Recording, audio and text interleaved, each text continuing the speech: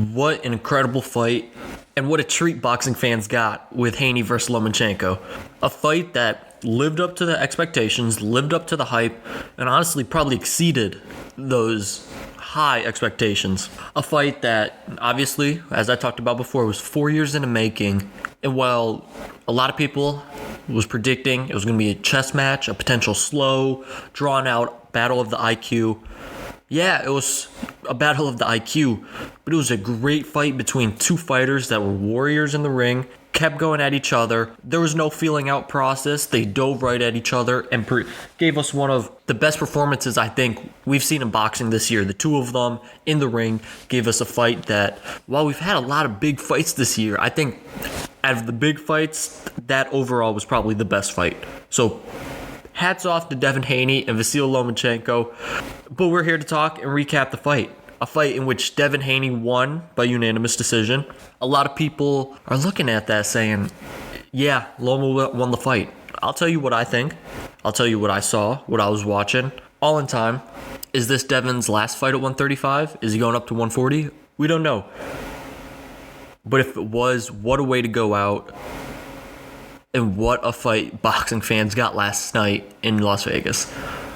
This is the Never Drop Podcast. I appreciate you tuning in. If you're listening on Apple Podcasts, Spotify, Amazon Podcasts, or any of those streaming services, I'd please ask you to go ahead, give the podcast a follow. Talking all boxing all the time. You know what it is.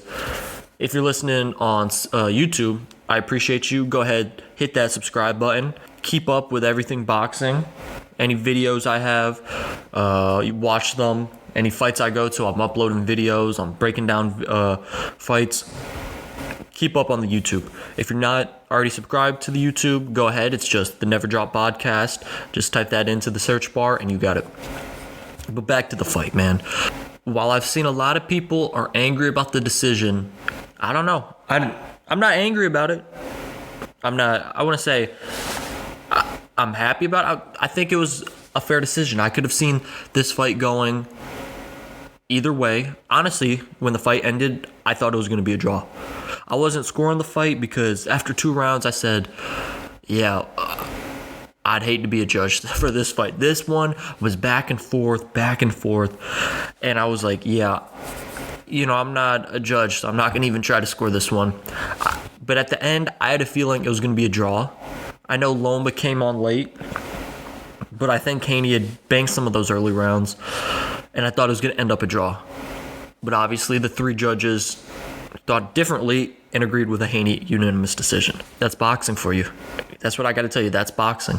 But enough about all that. Let's get right into this fight. What exactly happened, how each fighter fared, and why was this fight so much different than I was anticipating? All right, so as I talked about in my preview, my main thing for Devin Haney was I thought he was going to use his, 5.5 advantage with the reach. I thought he was going to just really box behind that. He was going to play at a distance. And truthfully, I thought it was going to be a boring fight because those are kind of how Haney fights have been in the past. They've been boring as he just outboxes his opponents. But it was clear from the start, while he was going to use the jab, he was going to get into some action. From the first round, I think there was only like 6 punches landed by each fighter. But it was like a flurry of combinations by Loma. Haney had some good shots. He had some good body shots, which honestly might have been the difference in this fight. Haney just deliberately going to the body throughout the entire fight. He was relentless in going to the body, and I think the judges might have seen that. And as well as that might have tired out Loma. We don't know, but Haney had a deliberate plan to go to the body while Loma did not look like he was going to the body at all. So Haney, I thought, was going to hide behind that jab. I thought he was going to box, jab and move, and get out of there. But the footwork of Lomachenko wasn't allowing that. We know we've talked about, his nickname is the Matrix because how his footwork is, how everything looks. He's here 1 second and then he's there somewhere else. You could see that in those first couple rounds. Even if he wasn't necessarily winning those rounds, you could see that, Loma still has something, because that's a lot of people came in with the mindset, Loma's done, man. He's 35, he's done, which by the end of the night was obviously not the case. He put up a great fight, and a lot of people's eyes won the fight, but he was making it rough for Haney. He wasn't allowing Haney to just jab and back up. He didn't want Haney to fight off his back foot. And honestly, I don't think Haney wanted to fight off his back foot. I think Haney wanted to press up, come a little forward, throw 1-2s, throw some combos. Haney was throwing some nice right hooks, right hands. But truthfully, the punch that I just couldn't believe would get in at such a high rate was the straight left hand by Lomachenko. It looked like every time he threw that punch, it was a punch that Devin had no clue that was coming, along with a punch that truthfully could hurt Devin. It just didn't make sense to me because Lomachenko being a southpaw, right, to throw that left and get past Devin's reach, because Devin would kind of have his lead arm, his left arm out just to take advantage of that reach. Loma would kind of have to lunge forward to shoot that left hand off. So you could kind of see it coming. Necessarily, you couldn't always see it coming, but it wasn't a sneaky punch. It was, I'm lunging and I'm going to hit you with this left hand, and Devin Haney was getting hit by it every single time. I don't know if it was how his defense was, because I've always thought of Devin as a great defensive fighter, but his defense for this fight, I don't know if it was just how the game plan was, or maybe not, or just how great Lomachenko was, or just that night not having a great defensive night. I did not think he did well defensively. He was getting hit flush with a lot of shots, and granted, against Lomachenko, that's going to happen, right? You're not going to, and in boxing, that's going to happen. You're not just going to go off scot-free, not get any hits, not get hit any. But Loma at points of the fight were really teeing off. So that's what I found surprising. And I think a lot of those shots caused what people think in their minds that Loma won the fight. Loma, late in the rounds, man, was he great. It looked like he had Haney hurt. I'd say either the 10th or 11th round, it looked like he had Haney hurt. Haney was trying to clinch, trying to grab him, trying to hold on. Smart. But it looked like that left hand, followed by combinations, really were doing a number on Lomachenko. On Devin Haney. So those last rounds, I think, were persuading a lot of people into, hey, Devin won this fight. Loma won this fight. When in reality, Devin had banked a lot of rounds at the beginning. Close rounds, but Devin had won those rounds. Even the punch statistics, punch stats after the fight, it was close. I think Loma barely outlanded Haney. I think I heard something that in 5 rounds, Haney landed more punches than Loma. In 5 rounds, Loma landed more punches than Haney. And then in 2 rounds, they landed the same amount of punches. That's how close this fight was. It was tit for tat, going back and forth. And I don't know. I just don't see 116 to 112 on the scorecards a proper score for this fight. I know one of the judges had it. That basically saying Haney won 8 rounds to 4. I don't see that. I see a 7-5 either way, or a draw. More likely a draw. I think they both got 6 rounds in this fight. But something I did notice in this fight, a lot was made this past week about Devin Haney claiming that Lomachenko was a dirty fighter.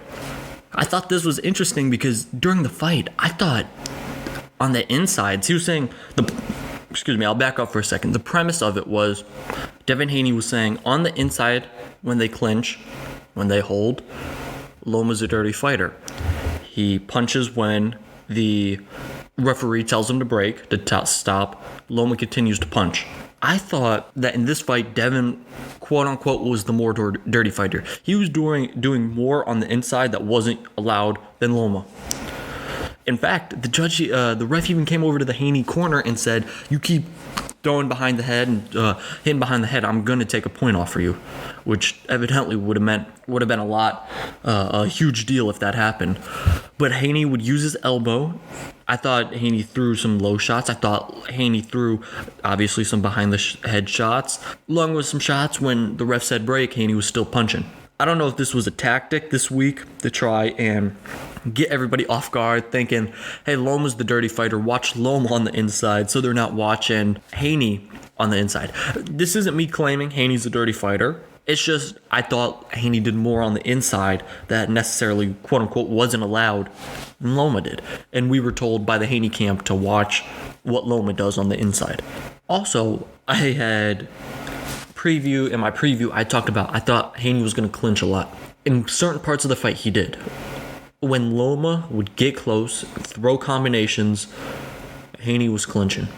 He did not want Loma to get inside and clinch. And throw combos. Because every time Loma got inside and threw combos, not only was he hurting Devin, he was getting the crowd into it. The crowd was really a pro-Loma crowd. When he walked out, I was surprised to hear the amount of fans Loma had. When they got announced in the ring, Loma had a much bigger cheer, I think. Or he had a good sized cheer. And then after the fight, when the decision was announced, man, oh man, did we hear boos on top of boos whenever they showed Devin Haney. When they did the interview, heck, even when Loma was doing the interview and the camera panned to Devin Haney, like, I think just putting on a shirt or walking out the ring, holding the belts, more boos than you could, the boos were so loud you couldn't even hear Loma doing the interview. To me, I was really surprised by that, and I think that was just a product of, honestly, the push that Devin Haney had at the weigh-in. If you didn't see it, at the weigh-in on Friday, Devin Haney gave a great shove to Lomachenko, and that kind of turned this into, these are two nice guys fighting. They've had respect for each other all week, into, okay, so Devin's going to be the bad guy or the quote-unquote villain in this fight. Something that I don't think Devin Haney is. Devin Haney's a great guy and a nice guy, it seems. Been mature. He's only 24, right? And that was just out of character for him. And I think that turned a lot of people that were kind of 50-50 on this fight into Lomachenko fans. So that even more brings people into the equation saying, I think Loma won. I don't want this kid to win. Something interesting. I think that, in hindsight, I don't know if Haney does that again. Kind of potentially maybe hurt him. Obviously not in the fight, but now you're going to have more people than not saying you should have lost this fight. But he didn't. He did what he needed to do. And I talked about maturity. He showed maturity in that ring in the 12th round. If you look at it, the 10th and 11th were dominated by Lomachenko. Those were rounds without question Loma won. Except on one card, I think it was Dave Moretti had Haney winning the 10th round, which is absolutely awful. Honestly, he did the same thing in the Tank and Ryan fight when he scored a knockdown round 10-10. He has been, I don't want to say awful, but he's been bad, had his job being a judge for a little bit now. He claimed he's the only one that had Haney winning the 10th round when that was the most dominated round by Lomachenko. Not even a question. It's a disgrace, honestly, that he said that. But back to what I was saying, those 10th and 11th rounds were dominated by Loma. Absolutely dominated. And when Haney came out for the 12th round, it was, is he going to realize that he needs to do something? Because his father was in the corner, his trainer, Bill Haney, was telling him, you're winning the fight. It seemed like, he's content with just not getting knocked out here. And I don't think that's what he needs in this fight. He needs to fight back. He needs something. I think Loma was a little gassed off those past two rounds, the 10th and 11th, and Haney was able to steal that 12th round. His maturity, he was able to take a deep breath, collect himself, go out there and put on a performance in the 12th round that wasn't a great performance. It wasn't a round that you're going to look back on and say, yeah, man, that's a great Devin Haney round right there. He did what he needed to do to win that round, and evidently that's what won him this fight.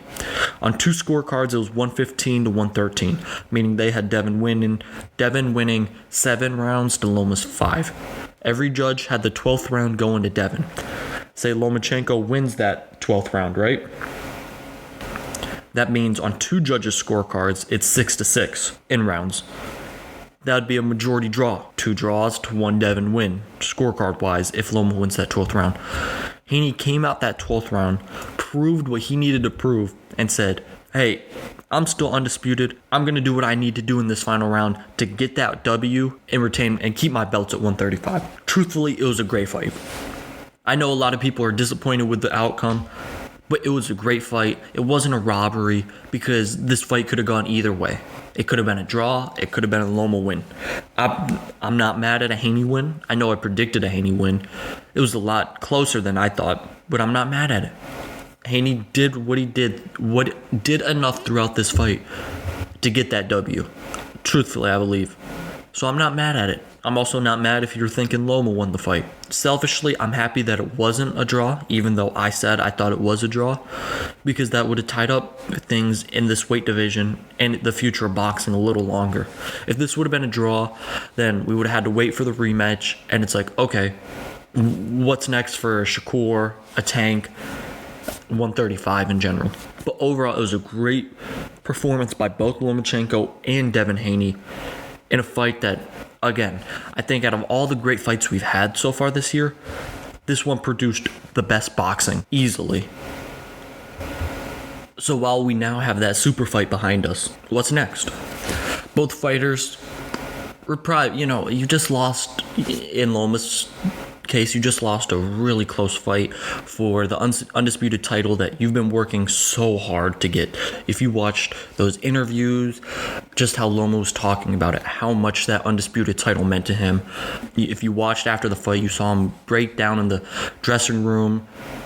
This fight just meant a lot to him. So he was reserved and talking about what's next. Does he stay at 135? Does he go down to 130? Along with Devin Haney, who just won the biggest fight of his career. He had to answer questions of, hey, what's next? Are you staying at 135? A weight that it's clearly tough for Devin to make. Or are you going to go up to 140? Well, usually the easy decision would be go up to 140. We know the fights that can be made at 135. We know how big these fights can be.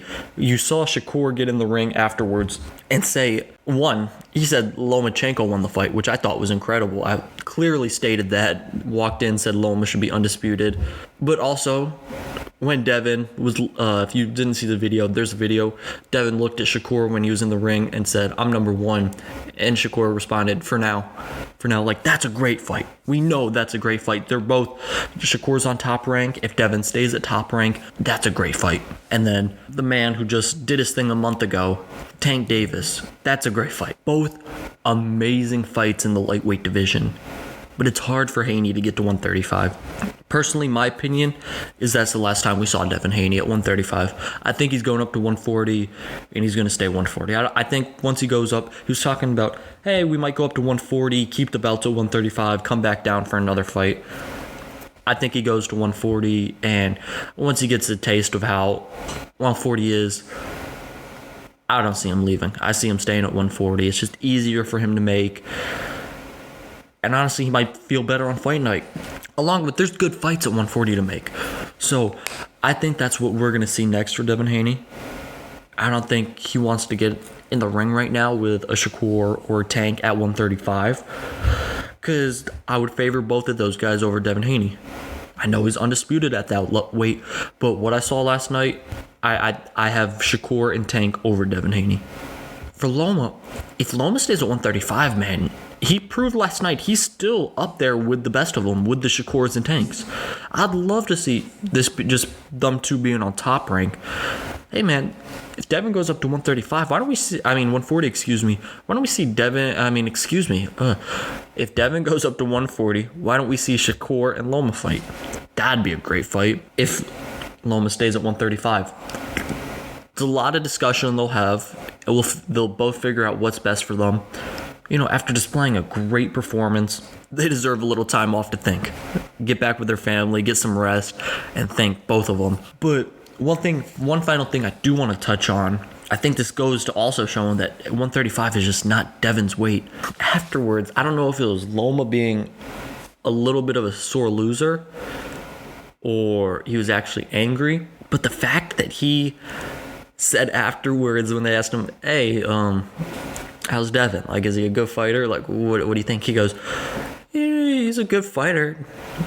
He'll be better in the future. He's not pound for pound. Like, that's what I'm taking away from the most of these post-fight interviews. I'm like, geez, man, like, he's really saying that? Like, wow, I can't believe that he actually is saying that. Obviously, Loma was number one pound for pound for a while in the past. But for him to go ahead and say, yeah, man, I don't think he's number one. I was like, geez, man, like, or excuse me, not number one, in the top 10. I was like, wow, how is Devin Haney, like, I just don't think 135 is where Devin Haney is going to shine. I think he's going up to 140, and I think that was a great final performance at 135. And I don't know. I just thought it was the most interesting soundbite after the fight was the one of Loma saying, yeah, I don't think he's pound for pound. That might have been truthful for Loma, or that might have been, I'm mad I just lost to this dude. It's hard to tell, the guy you just lost to in a fight that you think, and a lot of people think you won, that, hey, he's top 10 in the world. So that's just personally what I thought was interesting after the fight, hearing Loma say that. While Devin Haney did walk away victorious, obviously, he walked away retaining all his belts at 135. He wasn't the only real winner this fight. The fans of boxing were the undisputed. Hey man, it was an undisputed matchup, so boxing fans are an undisputed winner as well of a great fight between two great fighters, two future Hall of Famers, safe to say now. We just saw a great fight that happened the other night. And honestly, man, like when you're a boxing fan, we've seen these fights this year, and it's just like, all right, what's next? What's next? Right now, we don't have anything planned. We have some stuff planned, it seems, but nothing officially scheduled. And dang, you as a boxing fan, you just want more of these. These get the non-boxing fans talking about these fights, right? You have places like ESPN, Bleacher Report, posting about these fights, and finally you get to see others that don't always enjoy boxing, that boxing fans do, talk about these and watch these fights. It's just a great feeling when, for a night, boxing's on top of the world. And we just want to see more and more of these. So, again, props to Loma and Haney for getting this fight done and actually fighting and putting on a great performance. It was one of the better boxing fights I've ever seen. I think I've been watching boxing for about close to a decade now. I've watched a lot of knockout people like Deontay Wilder, man. He really got me more into this fight. So I haven't seen a lot of, I'm a big Tank Davis guy. I haven't seen a lot of great boxing battles. I think personally the best boxing battle, the best fight I saw was Earl Spence versus Sean Porter. That was a great fight. This is right up there with them. Just back and forth, great action, just great warriors going at it. And they delivered on a fight on Saturday night that had the whole sports world talking. Whether you thought Devin didn't win the fight, you thought Devin won the fight, it was a great fight and boxing fans won. And this is what we need more of in the sport. I can't stress that enough. We need more of that in the sport. And we just need to see both of them in the ring again, man. Even if it's not against each other, they both prove that they fight at such an elite level. We need to see both of them continue boxing soon and soon. So, what a great night it was for boxing. I know a lot of people aren't happy with the decision. If you thought Loma won, hey, I'm not going to blame you. I think you had a point.